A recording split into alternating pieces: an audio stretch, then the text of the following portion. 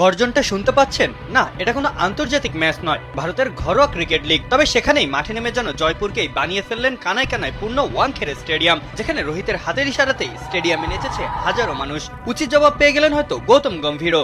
এজন্য কি সেঞ্চুরি করার পরও এতটা নির্ভর ছিলেন রোহিত?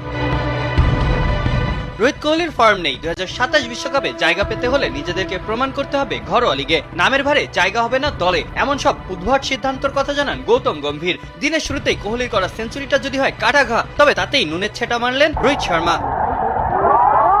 প্রতিপক্ষকে নিয়ে যেন রীতিমতো ছেলে খেলাই করেছেন রোহিত। 94 বলে 9 ছক্কা আর 18 চারে খেলেছেন 155 রানের ইনিংস, অর্থাৎ শুধুমাত্র 4 ছক্কাতেই করেছেন 126 রান। উইকেটের চারপাশে তুলে তুলে আছড়ে ফেলেছেন বলগুলাকে সীমানার বাইরে। সেঞ্চুরির পরেও যেন উচ্ছ্বাস নেই রোহিতের মনে, তবে বাঁধভাঙা উল্লাসে ঠিকই ফেটে পড়েছে ভক্তরা। রোহিতকে এক ঝলক দেখতে কি না করেছে তার ভক্তরা। এমন কাণ্ডে যেন আরো একবার প্রমাণ হলো রোহিতরা নামের ভারে খেলেন না, তারা যেখানেই যান সেটিকে যেন জনসমুদ্র বানিয়ে ফেলেন।